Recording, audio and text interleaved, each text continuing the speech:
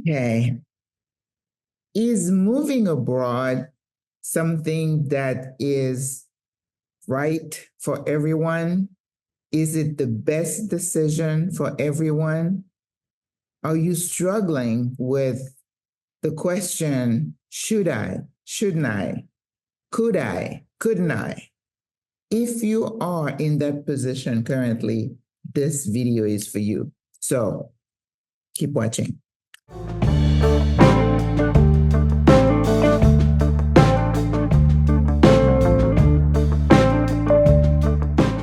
Welcome back, friend. Welcome back to Single Women Retiring Abroad.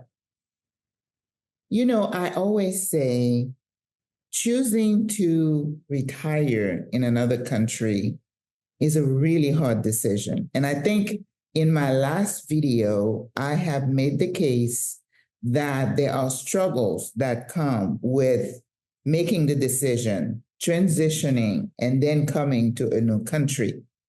And I titled the video The Darker Side because it could be that some people feel that or think erroneously that it's all glitter, that it's, oh my God, I can't believe she moved abroad. She's like so lucky. She's living an exotic life. So I try to kind of debunk those myths that it's all, pretty, that it took work, that there are some dark moments, there are some dark aspects of the process. And I had one person send me a message saying, you're using the word dark, and she got triggered by that word, or he, I don't know. But there was no intent to attach any meaning to the word. It was just a word that I felt was fitting for what I was trying to say. Anyway, I'm not going to address that issue here.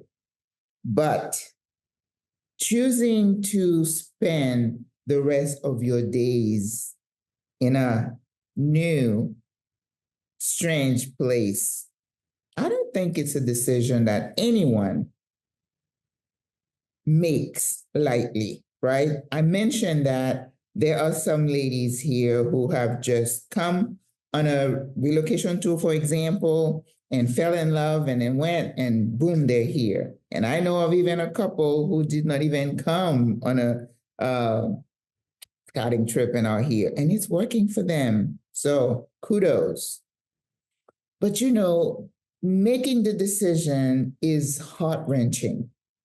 I'm just telling you, in case you didn't know, it's not easy, right? Well, you do have some people who have the nomadic type of bent where, they could be anywhere, they love to travel. It's a lot easier for them, but that's a small minority, right? The majority of us had to think through the decision because we understood the enormity of the decision, the consequences, the possible fallouts.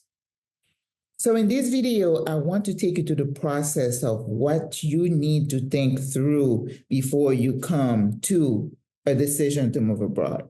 And if at the end, my hope is at the end, you're going to have clarity as to, yay, I want to go forward. Oh, no, right? So I think there is value in going through this exercise, if you will allow me. So before we get any further, I want to reintroduce myself to you guys who may not know me. My name is Maggie. I am a retired nurse practitioner.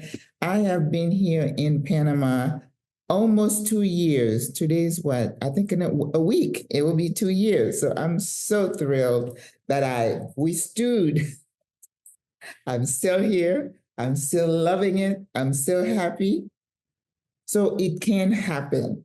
And I am also the creator of SWRA, Single Women Retiring Abroad, a group of sassy older ladies who have made the conscious, after thinking in through, decision to move to Panama, retire in Panama, spend the rest of our days in Panama, barring anything else happening. We can still shift, but we are intentional about creating sisterhood, community, while we reinvent ourselves. And I think I want to add that really the goal of SWRA is to create a newer model of aging in place in a country that is different from your country of origin.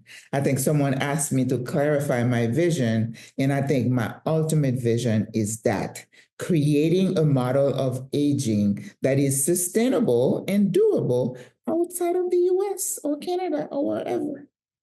Now, okay, I need to pace myself because I don't want to just go all over the place with this process. If I've had a couple of people say in the comments, in response to the last video, oh, I don't know how anybody can move away from family. That would never work for me. And that's great. That is great that you have such clarity. Then I'm not talking to you. This video is not for you, right? But if you are like, I'm tempted, but I'd like to consider it, but this is what this video is going to be about. I'm going to try to help you clear your mind because, like I said, I'm a left brain. I like to write things. I'm a list person. I write to-do lists. That's the way I've lived my life. I love lists. Don't you love it when you can just say, I did this, gosh, and then you could feel such a sense of accomplishment. I know. We're not such a rare breed. I know a lot of people like that. Okay. So I've already said it. This is a decision that requires a lot of soul searching. But in addition to the soul searching, the emotional things that we go through, you need to have concrete data, right, to attach to it to help you come to that decision at the end. And if at the end you say, oh, thank you, that was a great exercise. Yep, I believe I can do it. I want to do it. You got to get from the point of I can do it to I want to do it, right? And then that's great. But if also at the end you said, oh, okay, now because of A, B, C, maybe D, this is not going to work for me.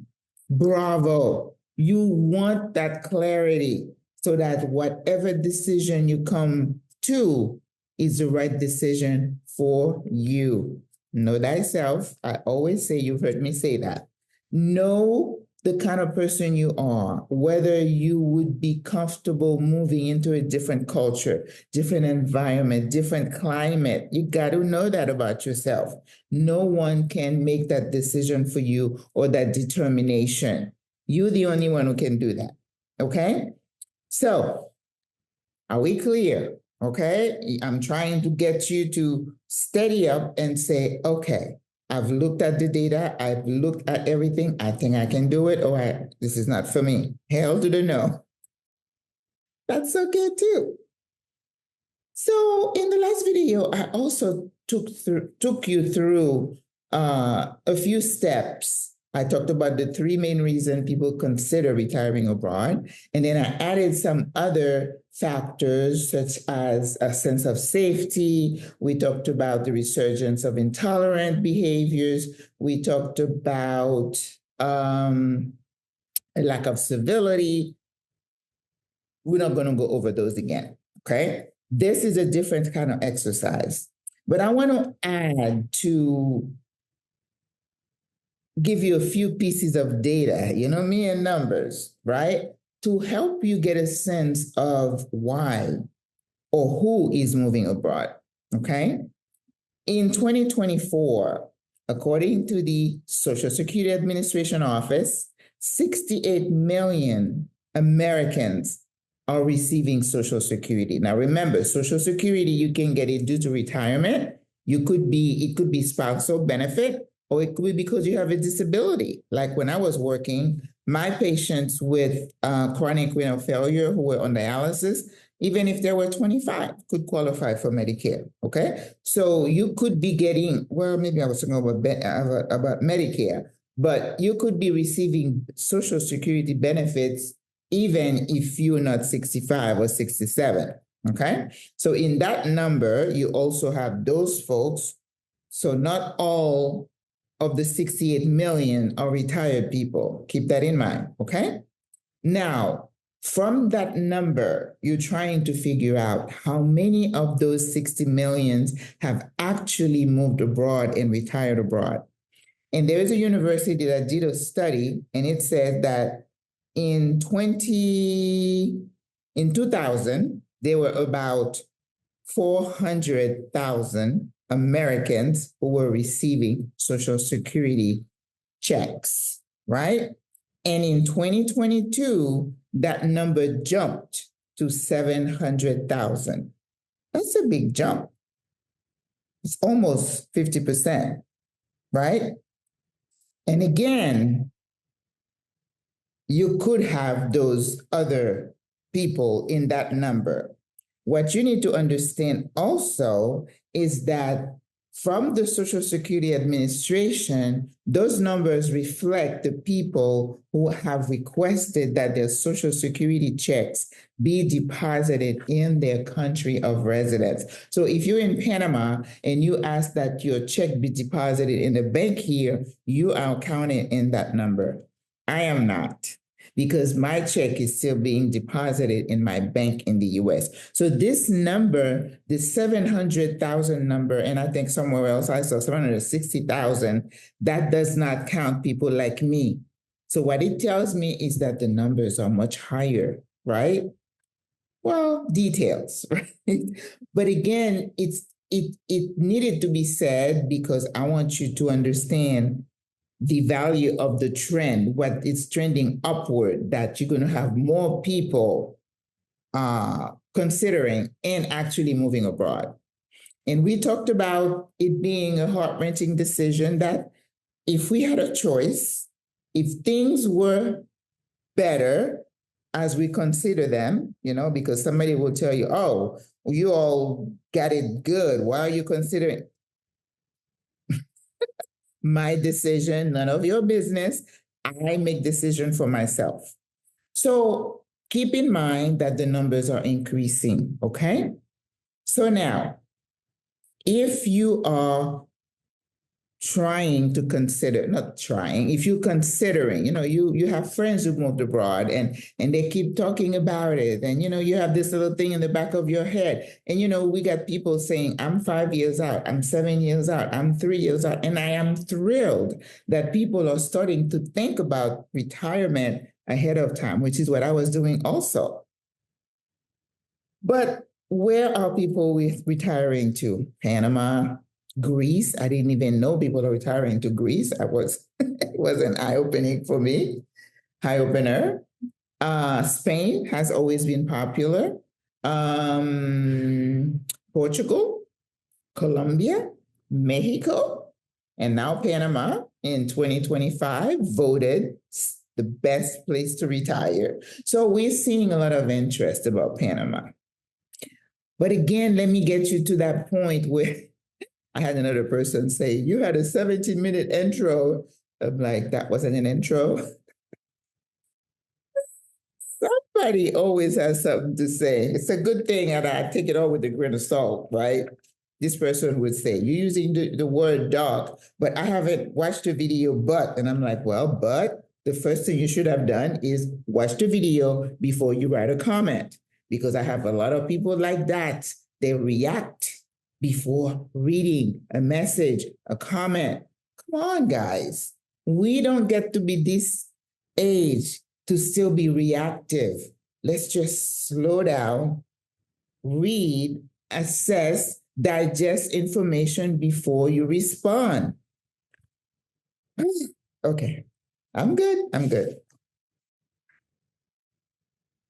So again, Fortune magazine and other magazines, CNBC, not a magazine, but still are saying that the main reason people move abroad is because of the cost of living. And that is also reflected in my comments, okay? We know what the housing situation is at home. We know inflation. We know cost of food. We know healthcare, medication.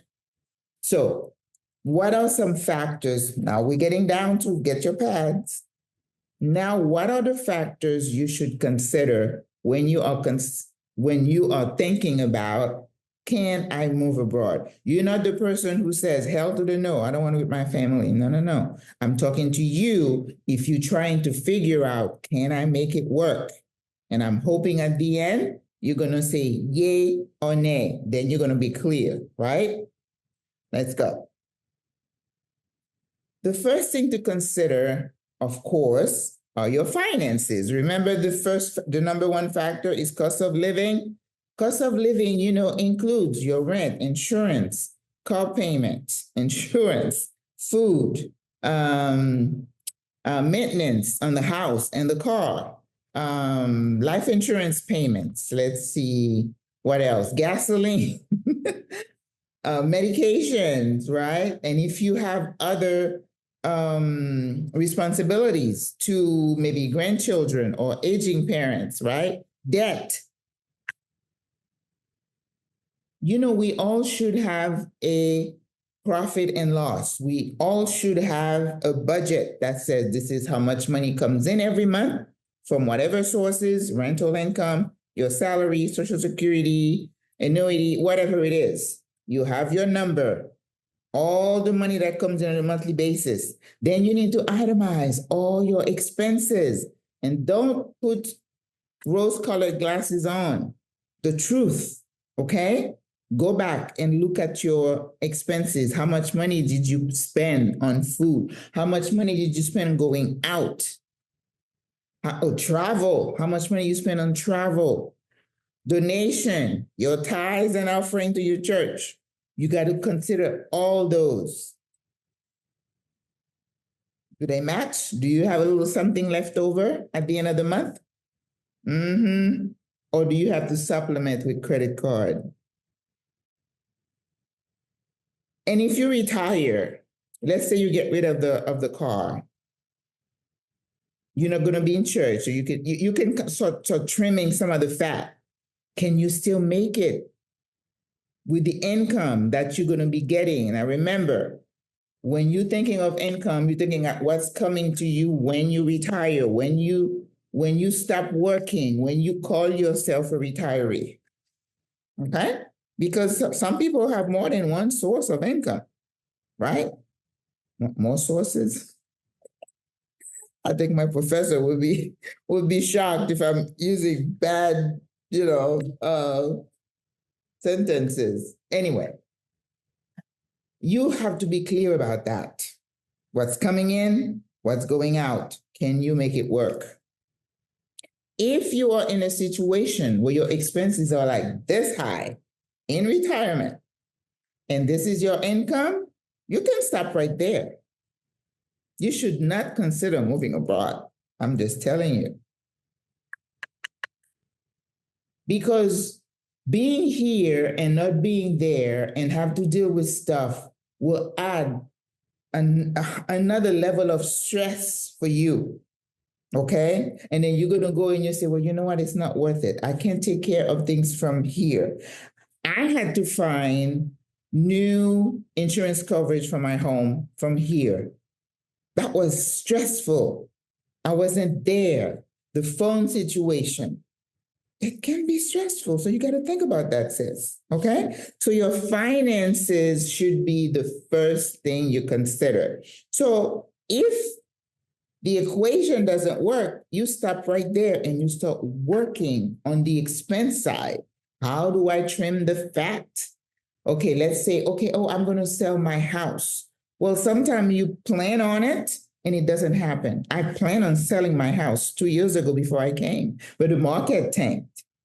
And I did not want to just, decrease the price of my home. And I'm like, I'm going to rent it. I'm going to lease it until things turn around. That's what I did. So you got to be able to shift, sis. Remember, shifting is important. So the car, okay, you can get rid of the car. That's good. If you can, okay, because I was in a lease situation where I chose that lease just because I knew I was going to exit and it worked beautifully for me. The car, the insurance on the car. What about the debt? Should you attack the debt? You can't call yourself retired if you're carrying a lot of debt. It doesn't make sense. So you need to work on that. Okay, sis? So that could be the not now, maybe later while you work on certain things. So that's number one, finances. So let's say the numbers work. You okay? You don't have a lot of debt, and income is greater than your expenses. Let's move on. The next one is your Social Security. If you only have Social Security coming in, oh, I meant to write the average payment. I think it's about $1,400 or something like that for the average Social Security payment. Don't quote me on that. I didn't look it up, and I meant to, but it's not a lot of money. Now, remember, it's an average or a median. So that means some people get way less and some people get way more. Where do you fall on that spectrum? How much Social Security are you going to get? In one of my videos, I show you how to go to ssa.gov, register, and then you could see what your payments are going to be at your retirement age. And if you're going to retire early, you know they're going to ding you. All right? So again, be practical, keep your eyes open, don't be in la la land. Don't hope and pray. You don't hope and pray with money. Money is what it is, okay? So you have Social Security. So now you want to know, how much money will I need to live here in Panama? I get questions all the time. Even yesterday, I got a question. How much money do you need to live in Panama? And we all of us who are here saying, it depends. It depends on your lifestyle, what you expect. People come here and they live in penthouses. Some people like me live in a 2-bedroom, 2 bathrooms, 2 house. Some other people live in a 1-bedroom, 1 bath. It's up to what you're comfortable with, sis. Are you in a place where you could live with less? Or are you still concerned with the accoutrement? You know, how people see you. People come to your apartment. I mean, I see people come here and they spend like 2 months spending money, buying furniture, buying curtain, buying this, buying that. And I'm like, wow. I came here with 3 suitcases and and I'm like, a little bit at a time, I'll get a few things, but that's me, my frugal way. But people say, well, this is my new home. I need to be comfortable. You do you, sis. But does the math work for you? So in addition to Social Security, do you have other income coming in? Annuities, dividends. Dividends you can't really count on. It's not a steady income stream.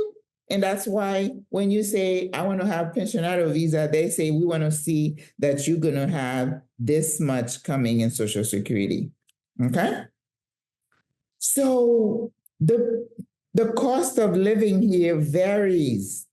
Where you want to rent, what amenities you want, your lifestyle, how many times a week you go out to eat, you go dancing and do all this stuff, travel, food is not cheap. Don't let people tell you that.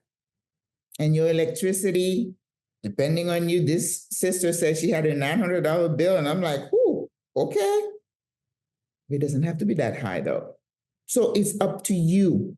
But I would say on a range, $1,700, $2,500 a month for a single person to be somewhat comfortable and not living, where it's not safe and eating bread and soda. Okay? Do the math, sis. Okay? So your financial situation, the size of your Social Security check, your health. Have you had major surgery? Are you a cancer survivor? Do you need to have regular checkup, PET scan, and this and that? Do you have to see your doctor very often? And if you're comfortable with your healthcare team, are you comfortable getting away from them? That might be a ding, ding, no, forget it, stop right there. You have to make that decision, sis. Yes, we have affordable healthcare here to go get your screenings done. If you have a cold, you can go see Dr. Duncan. I'm making a plug for Dr. Duncan because everybody goes to Dr. Duncan. He's so cute and such a nice person. But if you get ill, you're going to end up in a hospital, and chances are you're going to have to pay out of pocket. And again, I'm going to do another video about this healthcare. It's so a little bit complicated. People don't think that, but it's complicated here in Panama. Okay? But if you have pre-existing conditions, chances are you're not going to get health insurance here in Panama. Okay? So you have to have a fund. You self-fund. That's what we call it. Put some money away so that if you need to go to the doctor, whatever the bill is, you can pay it. Yes, you have your credit card, but remember, we don't want you to be in debt while you're retired. Okay? So healthcare is a big decision for you. If you're diabetic, hypertension, yeah, they can manage you here. First of all, you're going to feel better. Your blood pressure is going to come down because you're happier, less stressed, but still, they carry other complications that you need to be aware of. And if you have pre-existing conditions, some people say, I take this medication. Will I be able to find it here? Call Dr. Duncan and ask him if those medications are available before you show up here, and then you find out you can't find your meds. Some people get their meds delivered through Amazon. You got to think through those things, sis, before you move forward, okay? The other thing you need to talk about is culture and language. I went over that in the previous video. If you're uncomfortable being with people who don't look like you just want to go live in this little what do you call it? Enclaves of people who look like you, think like you, like we have here in Panama.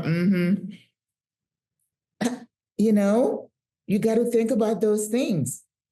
Culture is what it is. When you move to a different country, out of respect, you need to learn the culture and live within the culture without making any demand or talking about your expectations or negative. No, that is not looked upon very well here. Any place. So if you have discomfort about those things, ding, ding, ding. If you're one of those people who tell people in the US, oh, this is the USA, you need to speak English. Well, if they did that to you when you come here, how would you feel? No one has said that to anybody here, even though they're thinking it, I'm sure, because I do get the gringos, not just gringos, because they had a few sisters, someone reported to me, who were doing the same thing. No bueno. Okay? So if you have issues with that, are you open and willing and able to learn a new language? Because Google Translate will take you so far. But a day in and day out, you got to learn to fend for yourself. And if you just find it, I read about a person who returned to the USA. He said after 7 years, he could not even converse. He could not even order the basic things in the new language. And that became such a burden for him that he just said, okay, forget it. I'm going back. The other thing is climate. Okay, you have to take that into consideration. I was telling the sisters yesterday I was out. Usually I limit myself to 1 outing a day. I had 2 outings yesterday because that could not be controlled. So I was out there, and it's summer here. Like we tell you, when you come to Panama in the summer, those of us who are older, we get our business done early, and then we stay in, and then we go out again. We emerge in the afternoon. But I had to be out there, and I wasn't really in the sun.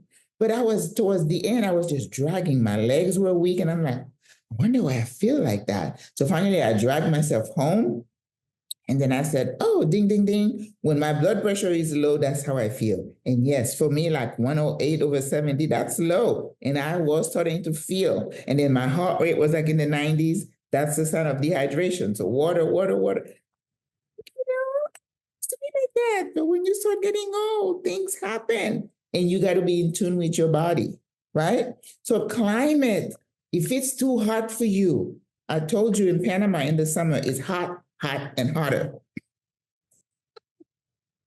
We do have the mountains. You can go to the mountains that are nice and cool. So study the country you're considering and say, can I survive in that? I had a sister yesterday who told me, I decided not to move to Panama. It's too hot for me. And I'm like, good, sis. Know thyself. Know what you're willing to put up with.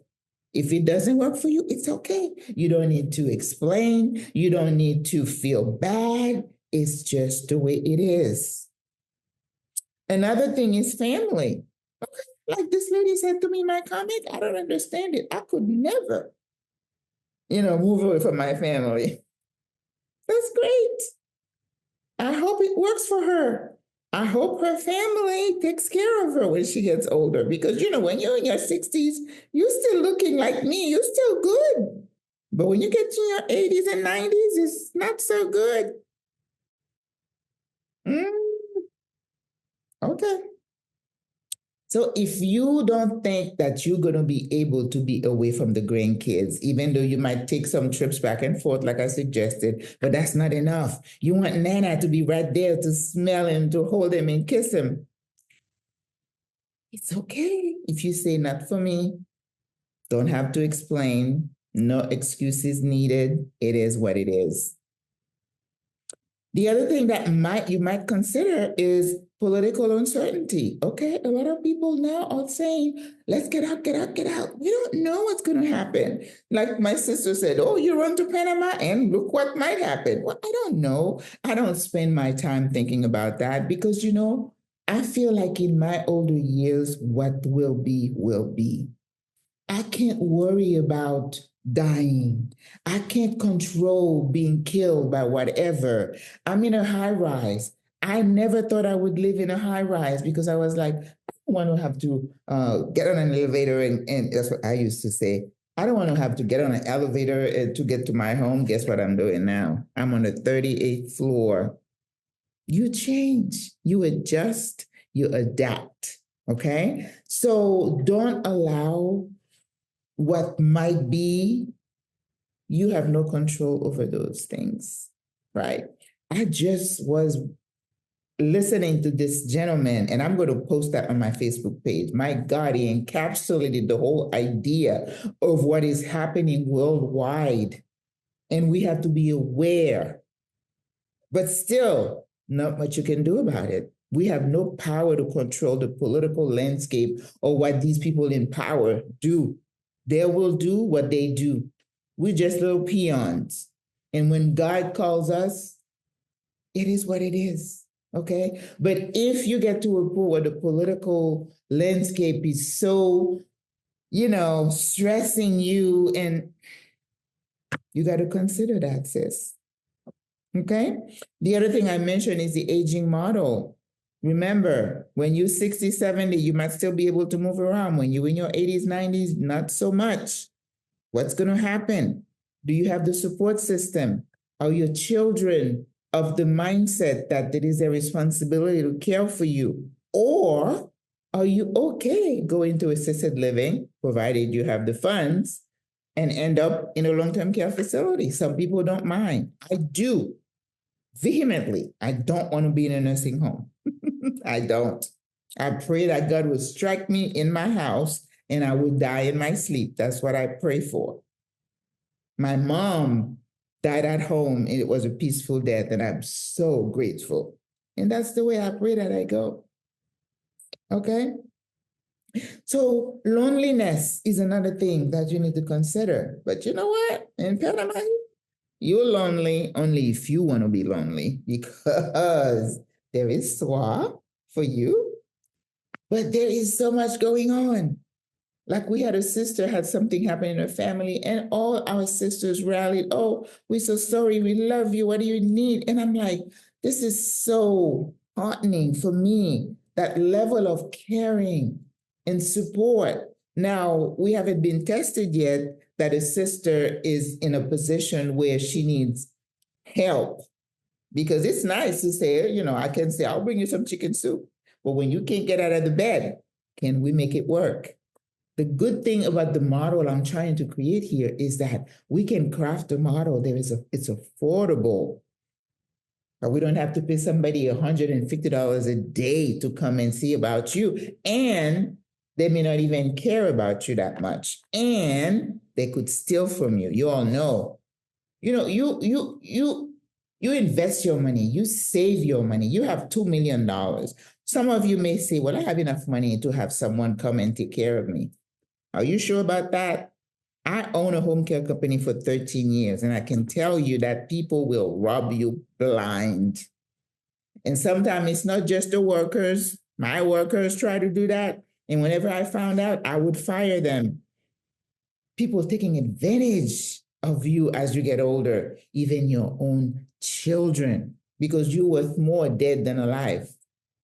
The cash, annuity, Social Security.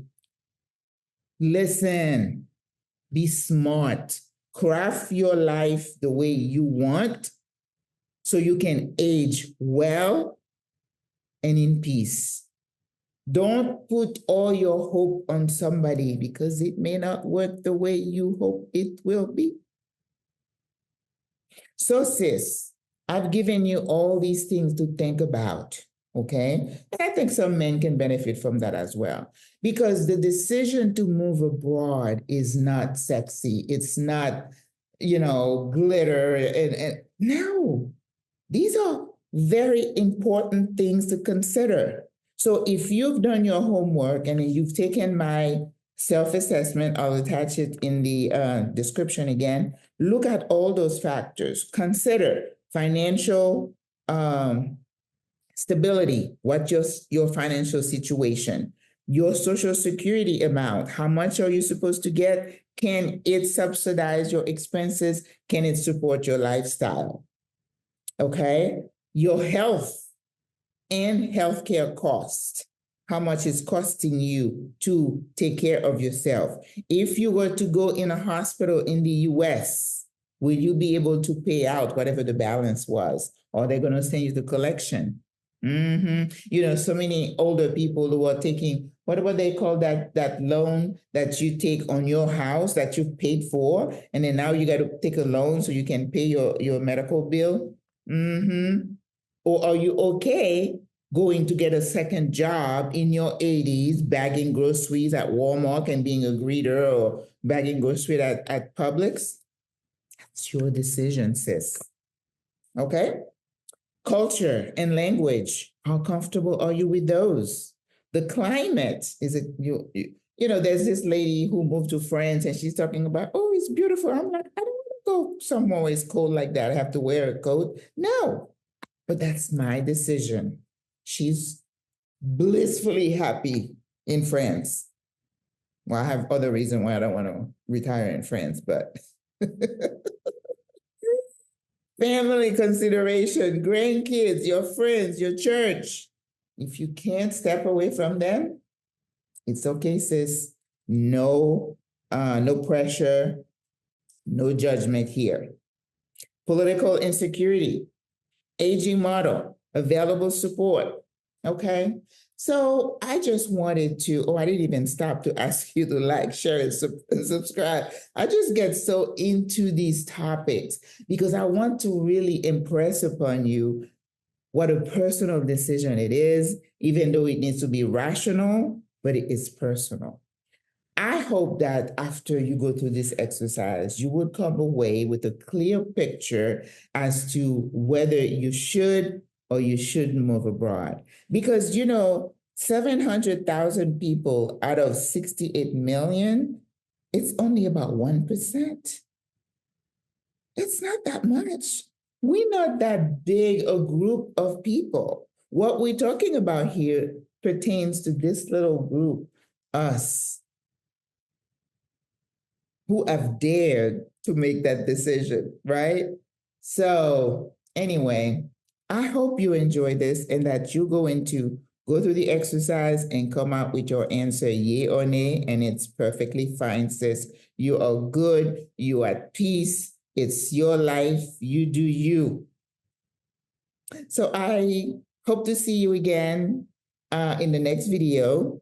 We're going to continue with this trend because I think it's very important for folks to understand all the ramifications and all the work that it takes, all the planning and the researching that it takes to move abroad, so that it doesn't become this, oh my God kind of thing. No, it doesn't have to be like that. And I am here to help you, to support you. And don't forget SWRA when you come to town. Some people say, I want be a member of SWRA. SWRA is a group for people who've already retired here in Panama. So when you get here, you're single, give us a shout, okay? God loves you. I love you. Au revoir. À la prochaine. Bye.